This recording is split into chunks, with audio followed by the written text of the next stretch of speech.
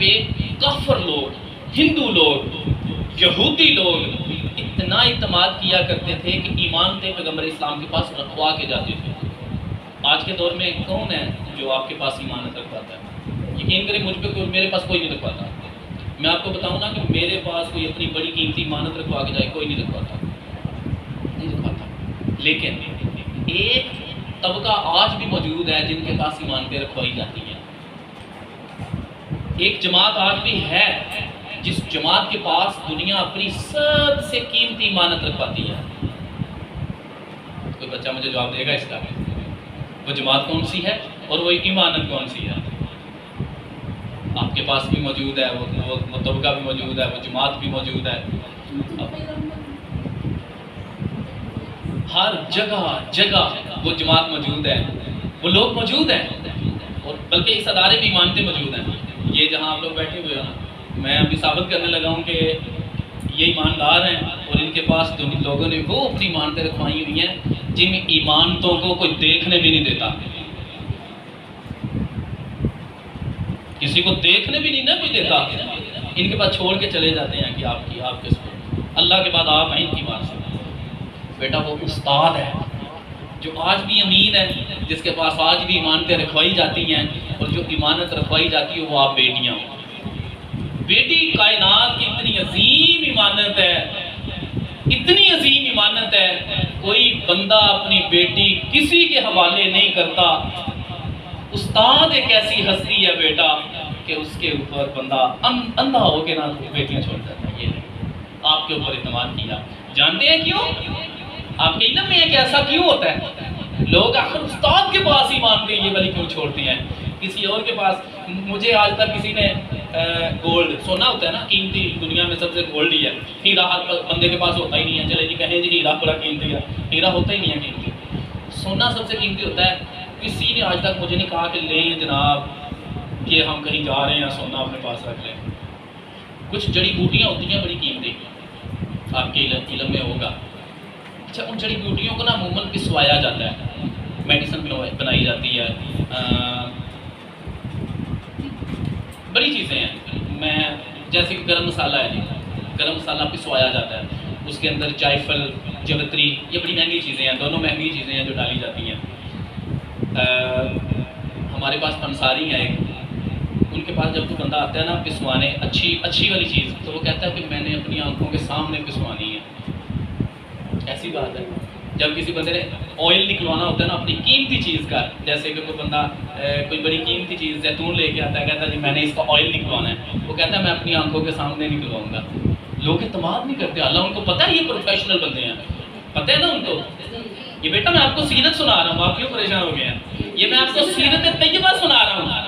अच्छा, मैंने गुफ्तगू में पहले कह दिया था कि मेरी बातें और दूसरे लोगों की बातों में डिफर होता है, ठीक है। मेरा दिल होता है मैं थोड़ा इंटरेस्ट पैदा करूँ ताकि बच्चों को बातें याद रहें कि जो आया था बंदा हमारे पास, उसने हमें मिसालें कौन कौन सी दी थी, ठीक है। अच्छा बेटा, अल्लाह उस बंदे को पता है कि ये प्रोफेशनल आदमी है, ये एक जिम्मेदार बंदा है, यकीनन इत्मीनान कर लेना चाहिए, ये पेशावर है, इसने पैसे लेने हैं पिसवाई के। मैं आपको अपनी बात बताता हूँ, मैंने काली मिर्च की पिसवाई करवाना थी। काली मिर्च हालांकि क्या है, कोई बड़ी कॉस्टली चीज़ नहीं है, कोई महंगी चीज़ नहीं है। मैंने काली मिर्च पिसवाई करवाना थी, वो मैं देख कर गया उसको, पंसारी को मैंने कहा यार ये पीस दो। उधर ही खड़ा रहा, मैं कहीं गया नहीं, उसको अंदर कमरे के अंदर ले गया पीसने के लिए, पीछे उन्होंने मशीन लगाई हुई थी।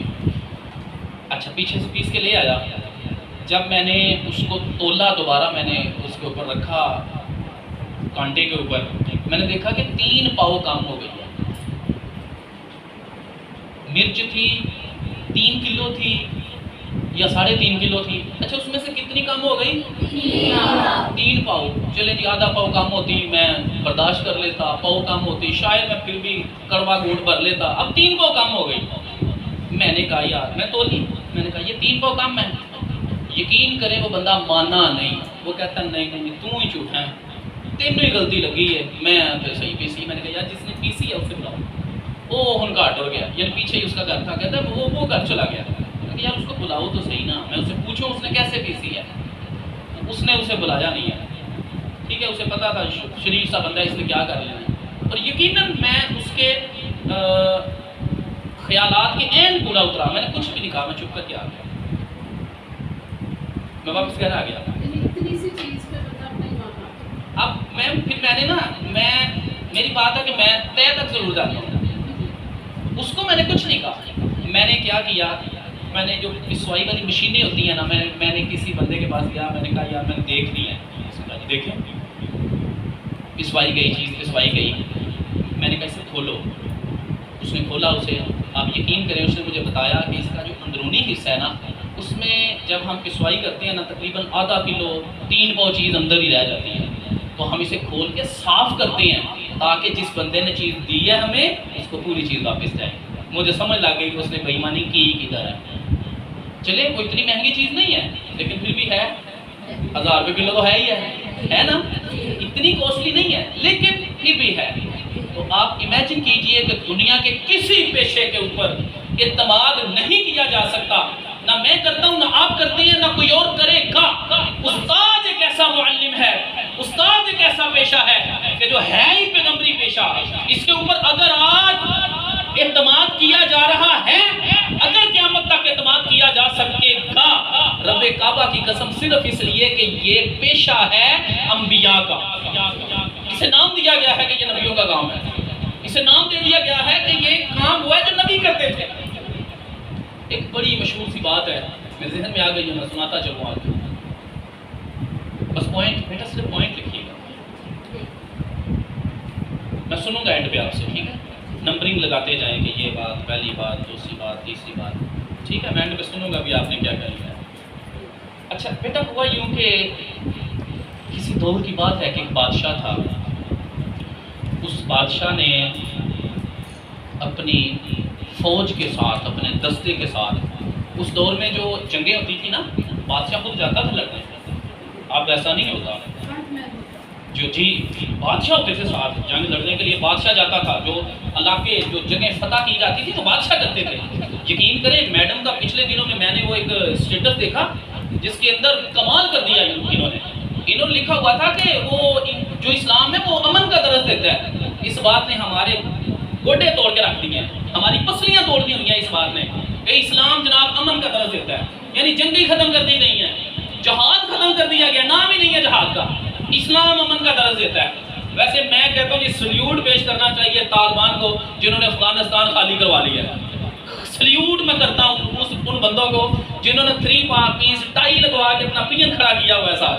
देखी होंगी यकीनन आप लोगों ने भी ये पोस्टें देखी होंगी। उन्होंने कहा ये हमारा गुलाम है, ये आइडियल नहीं है हमारे लिए, ये हमारा नौकर है, इस लिबास वाला बंदा नौकर है हमारा, हमने अपने पियन को पहनाई और माशाल्लाह खुद वो शलवार कमीज के साथ बैठे हैं। आप लोग कहते होंगे सर जी तुम तो पैंट शर्ट पा के आए हो, मैं बेटा कभी पैंट शर्ट पहन लेता हूँ, कभी शलवार सूट पहन लेता हूँ, तो बस मेरा ये रूटीन है कि जो सूट मेरा इस्त्री हुआ होता है मैंने कभी नखरे नहीं किए, जो पड़ा हो मैं बस पहन लेता होता हूँ। तो ये भी बात नहीं है अगर मैं ये कहूँ कि वो बंदा अंदर से मोमिन होना चाहिए, ये लिबास से कोई फर्क नहीं पड़ता, लेकिन वो चूंकि एक सिंबल है उनका, हाँ जी वो सिंबल है, इसलिए उन्होंने एक मैसेज कन्वे करना था। अगर आप माशरे में पहनते हैं तो इससे आपकी शख्सियत या ज़ात में कोई हरज में फर्क नहीं आता। अच्छा बेटा, वो बादशाह था, जो बादशाह जंग लड़ने के लिए निकला, पहला पूरा दिन वो जंग लड़ते रहे, उन्हें फतह नसीब ना हुई, दूसरा दिन भी जंग लड़ते रहे, उन्हें कामयाबी नसीब ना हुई। जंग लड़ने से पहले उनके दरबार के अंदर एक बंदा आया था। उस बंदे ने बादशाह सलामत को कुछ, अच्छा वो जो होते हैं पखंडी नहीं होते, नहीं पखंडी नहीं आप कह सकते उन्हें, पता है बादशाह ने अपने दरबार में मस्खरे बुलाए होते हैं, मस्खरे जो होते हैं वो मस्खरा था। वो बादशाह को आया, उसने हंसाया, बादशाह नहीं हंसा, उसने जनाब बादशाह को बेवकूफ़ बनाना चाहा, बादशाह नहीं बना। बादशाह ने उसके साथ चैलेंज किया कि तुम ना मुझे पूरी ज़िंदगी बेवकूफ़ नहीं बना सकते, तुम मुझे फूल नहीं बना सकते, ना तुम मुझे हंसा सकते हो, ना तुम मुझे फूल बना सकते हो। उसने कहा बादशाह सलामत वादा रहा आपसे, आपको मैं फूल बनाऊंगा, आपको मैं बेवकूफ़ बना के छोड़ूंगा। वो एक बंदा था जिसने बादशाह को एक चैलेंज किया हुआ था। बात खत्म हो हो गई, वो अपने घर चला गया। जंग शुरू हो गई, जंग में बादशाह सलामत को जाना पड़ा। पहले दिन कामयाबी हासिल ना हुई, दूसरे दिन हासिल ना हुई। बादशाह के एक वजीर ने बताया कि बादशाह सलामत ये जिधर हम लोग जंग लड़ रहे हैं ना, यहाँ पे एक चोटी है, चोटी के ऊपर एक फ़कीर है जो दुआ देता है तो अल्लाह सुन लेता है उसकी। तो ऐसा करें, उसके पास चलते हैं, जाके उससे दुआ करवाते हैं, तो यकीनन अल्लाह ताला हमारी सुन लेगा। वो बादशाह के साथ सारे लोग बादशाह के लश्कर समेत जाता है। तो वो बंदा जो था वो एक सब्ज़ चोगा उसने पहना होता है, सब्ज़ चोगा पहन के वो अल्लाह की इबादत में मसरूफ़ होता है। बादशाह सलामत उसके पास जाते हैं, उसे बताते हैं कि हम 2-3 दिन से हम जंग में मसरूफ़ हैं, लेकिन फ़तह हमें नहीं नसीब हो रही। आप दुआ फरमाएं, अल्लाह ताला हमें फ़तह अता फरमाए। उन्होंने दुआ की, उन्होंने कहा ठीक है जाएँ, मैंने दुआ कर दी है, अब अल्लाह की मर्ज़ी है वो आपको फ़तह देता है कि नहीं देता। मेरा काम दुआ करना था, मैंने दे दी, कर दिया। वो आ जाते हैं और अल्लाह की करनी ये होती है कि उन्हें फ़तह मिल जाती है, उन्हें फ़तह नसीब हो जाती है। अब बादशाह सलामत कहते हैं कि चलो यार अब ना उस बंदे को जाके तो दे के आए, उसका शुक्रिया अदा करने चलें। बादशाह सलामत जाते हैं, बिल्कुल वैसे ही उसी तरह वो जो दरवेश है वो बैठा होता है। उससे जाके बादशाह सलामत कहते हैं कि बताएं बाबा जी हम आपको क्या पेश करें। वो कहता है कि जी हम दरवेश बंदे हैं, हमें दुनिया के मालो मता से कोई गर्ज नहीं है, लिहाजा ये तुम्हारा ही है। बादशाह बहुत इम्प्रेस होता है। बादशाह कहता है बाबा जी मैं ऐसा करता हूँ कि जो इलाका जो शहर मैंने फ़तह किया है ना वो मैं आपको दे देता हूँ, उसकी बादशाहत आप ले लीजिए। तो उसकी बादशाहत आप ले लें और ये जो फ़कीरी आप पड़े हुए हैं इस काम में छोड़ें इसे, आप उसमें चले जाएँ। मैं बेटा बार बार मोबाइल इसलिए देख रहा हूँ कि एक और मेहमान ने आना है। पापा जी कहते हैं कि नहीं बादशाह सलामत ये जो कुछ है ये तेरा ही है, हम दरवेश बंदे हैं, हमारा काम अल्लाह की इबादत करना है, हमारा काम दुआ देना था तुम्हें वो हमने दे दी, हमारी दुआ में कोई कमाल नहीं है, तुम्हें जो कामयाबी मिली है वो अल्लाह ने दी है, हमने तो दुआ कर दी थी तुम्हारे लिए, बाकी जो कुछ तुम्हें अता हुआ है वो अल्लाह की तरफ से अता हुआ है, हमें तुम्हें इसके अलावा कुछ भी नहीं चाहिए। वो बादशाह बहुत ज़्यादा खुश होता है, बड़ा खुश होकर अपने वापस वतन को लौटता है, उसी की तारीफ़ें कर रहा होता है, उसी की तारीफ़ें करते करते करते करते अपने दरबार में आ पहुंचता है। दूसरी तरफ से वो मस्खरा, वो बड़ा हंसता, बड़ा तालियां बजाता हुआ, बड़ा उछलता कूदता हुआ बादशाह के दरबार में आता है। कहता बादशाह सलामत तुम बड़े फख्र से कह रहे थे कि मैं तुम्हें फूल नहीं बना सकता, देखा तुम कैसे घुटने टेक के मेरे सामने बैठे हुए थे, मैंने तुम्हें ऐसा फूल बनाया तुम अपनी सारी की सारी जो दौलत है वो मुझे देने के लिए तुले हुए थे। बादशाह की आंखें फट निकली। बादशाह कहते हैं तुम थे उसके अंदर, उस लिबास के अंदर घुसे हुए? कहता हाँ मैं ही था, मैं ही उस लिबास के अंदर बैठ के मैंने तेरे लिए दुआ की और मैंने मेरी दुआ से अल्लाह ने तुझे फतह भी दे दी और तू मेरे ही पास आया था अपनी सारी सल्तनत मुझे देने के लिए, वो मैं ही था। बादशाह ने कहा कि फिर ये कैसे मुमकिन है, अगर तू था तू तो चंद सिक्कों के लिए मेरे ऊपर बिक जाता है, मैं तो तुझे खरीद लेता हूँ चंद अशरफियों से, तो वहां पे क्यों नहीं बिका? मैं तो तुझे उधर अपनी आधी सल्तनत दे रहा था, तो बिका क्यों नहीं? कहता है कि बादशाह सलामत यही तो बात है कि हम जब तेरे दरबार में आते हैं ना तो अपने असली हुलिये में आते हैं, हम मनते बन के आते हैं तेरे पास, लेकिन वो हुलिया दरवेशों का था, वो हुलिया उन लोगों का था जिन्हें माले मता के साथ गर्जी कोई नहीं होती, लिहाजा मैं उस हुलिये को बदनाम नहीं करना चाहता था। वो हुलिया अल्लाह वालों का था, मैं अल्लाह वालों के लिबास के अंदर घुस के तेरी जायदाद नहीं लेना चाहता था।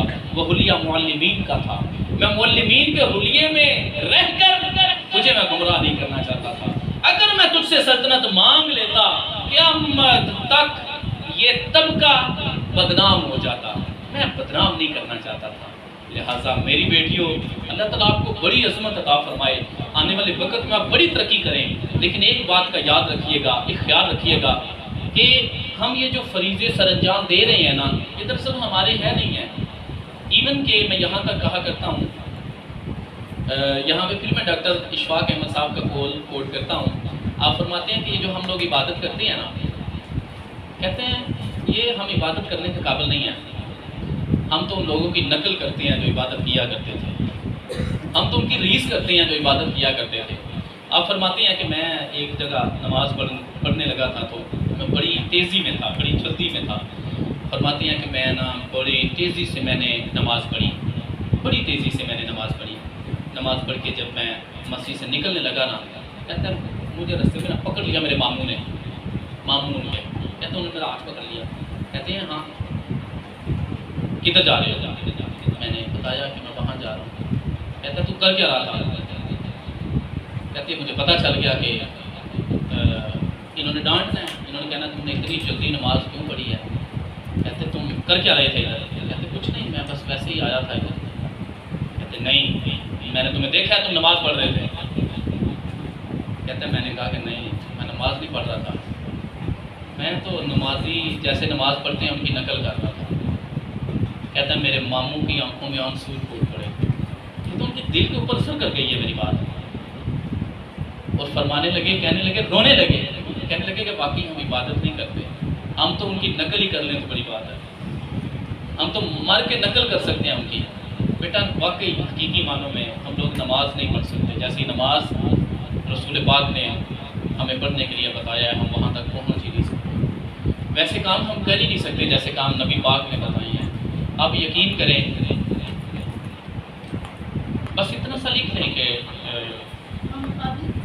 नमाज की नकल, हम आगे हैं नहीं बल्कि आपको भी नकल करते हैं, हम आप तो की नकल करते हैं, इबादत गुजारों की हम नकल करते हैं। बेटा